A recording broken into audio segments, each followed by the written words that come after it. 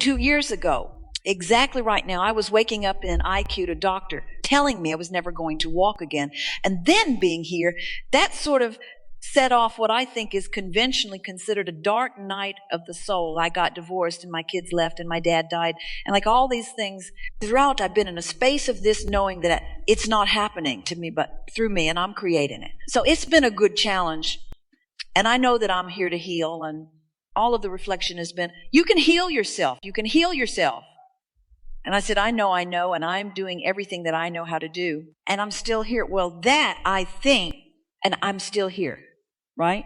So with that, standing in that space of moving towards something that I want and trusting the process and knowing that it's all in divine timing, what can I do to make it go faster? We would watch an unrelated movie. We would quiet our mind and let our mind wander on the pleasantry. Said your inner being, you see, when we talk about the path of least resistance, what we mean is the path toward that non-resisted thought. Non-resistance is non-resistance. The route of minimal resistance leads to a state of non-resistance. Therefore, the path of least resistance, or the journey toward non-resistance, is genuinely a pathway that evokes positive emotions. Notice the distinction between conquering challenges with grit and determination and simply allowing well-being to flow. They're different feelings. And so the daydreaming that we're talking about will cause you to release resistance so that the cells of your body, who are calling for whatever it is they need, are allowed to receive what they need, because you're not in the way with your human and therefore bulky and awkward intervention. Is it all right with you if we ask you some questions? Absolutely. Through this process, do you feel more aware of your inner being's existence than before? Yeah. And because of your awareness of your inner being's existence, are you now more aware of your vibrational relationship with it? In other words, do your emotions tell you more? Do your emotions give you more information? Yes. And can you tell the difference between trying and letting? Most of the time. So that's the key. Can you feel the difference between struggle and ease? Can you feel the difference between, we don't want to get too ridiculous, confusion and clarity, blah, blah, blah, all of that. But if you can feel the difference, and it's not a subtle difference, it's a big difference. When you mention, most of the time, we'd like to offer a different perspective, because we believe there's a substantial distinction between attempting to force something into existence and recognizing that it has already transpired, with the willingness to permit the remaining aspects to align. The cells of your body are remarkable. They have so much capacity that science and medicine do not understand. They are remaking themselves constantly. If you want to know your closest conspiracy that affects you, it's the conspiracy of your cellular being. Your cellular being is responding to your source energy, and to the degree that you let that be, that's how you speed it up. We've said things before that are frankly just annoying to our human friends, like, enjoy the journey, so just be patient and easy about it. That's annoying, because when you want something, you want it. But our favorite thing is satisfaction. Feeling satisfied where I am and eager for more. Satisfied with where I am and eager for more. So one might argue it's not easy to be satisfied when you're standing without money when you want money, or without a partner when you want a partner, or without physical capabilities that you want before you have them. We get that. We want to say emphatically, you can't get there from there.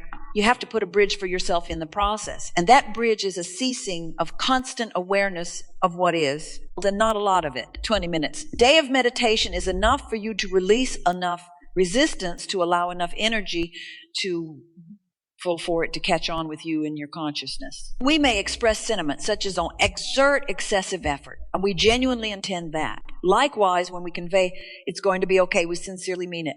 And when we utter phrases like, you're making remarkable progress, rest assured we truly mean every word. But what you amplify here, and we're so appreciative of it because everybody's dealing with what you're dealing with to some extent, what is keeping what you prefer from coming. Say it better. Your attention to what is keeping you from what you prefer. Your attention to what is, because you've done all the other work. You had the experience. You launched the rockets. You know how to meditate. You know how to tune in. Your guidance system is alive and well within you. You know it. So the answer to your important question, how do I speed this along, is make it not necessary that it hurry along. Let there be so much satisfaction in the moment. It's a little bit like Esther went to what she thinks is the best movie she's ever seen in her whole life, Blinded by the Light. Well, she could hardly stay in her body. It was so good. Happy, happy, happy, happy. Such a good movie. But she had no desire. That movie was so satisfying. She didn't want to go out and see what else was playing. She wanted to watch that movie. She wanted to watch that movie. Last week, she went to another movie. She got up and walked out of it. Didn't want to watch that movie. She can tell which movie she wants to see. She can tell by how it feels. And you can too. We know you want to talk and we want to hear. No, I'm just integrating what you're saying. I'm walking that fine line, that balance of everything is perfect and how do I change it? And those two things don't go together. However, you can rephrase it like this. What I'm presently concentrating on is flawless, and as a result, there's no necessity for alteration. The unfolding progression I'm observing is so captivating that I have no inclination to switch to a different film. The movie that's playing is so awesome, I don't need to direct it right now. That's the key. The movie that I have allowed to play, because of my alignment with Source, is so good, so satisfying that I don't need to direct a movie right now. If you have any more text you'd like me to format or analyze, please feel free to ask, because when we ask you to be deliberate, that sounds like you want to direct your thought. It sounds like you want to direct your thought. We just want you to know when to direct your thought. Make sure you're hooked in and that the plot line is flowing before you add your ideas. Thank you. And, with that, there's that balance of when not focusing for maybe so laser focused on the injury or the healing or things like that, while at the same time choosing or guided to take steps and actions that are in line with the progression of that, are specifically focused on therapy or whatnot. We talk about getting out ahead of, and this process of meditation is the supreme way for that. So we've talked about that. We've really talked about that. We know that you'd rather we'd stop talking about that because we've talked about that. Once momentum happens, and then it's easier to observe what happened. It's harder than to be out ahead of it. So one might say, well, you can't get out ahead of this because the physical condition is already there. But you can get out ahead of it, segment by segment. We refer to this as segment intending. Therefore, please share with us as concisely as possible what one of those time segments during your therapy sessions is like. Provide a brief description of what occurs during the therapy and its duration, using as few words as possible. What can you tell us about it? Absolutely. So one of us, for an hour and a half, I will be harnessed over a treadmill while people move my legs, so I get the experience of walking.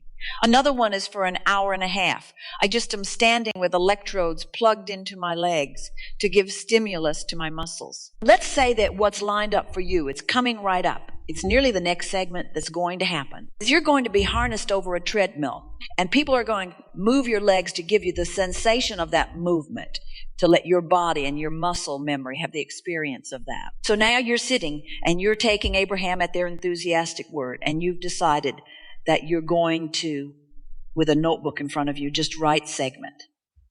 Esther writes a segment, and then she writes what it is, time on the treadmill while I fly from my harness. So then you just write what you intend here.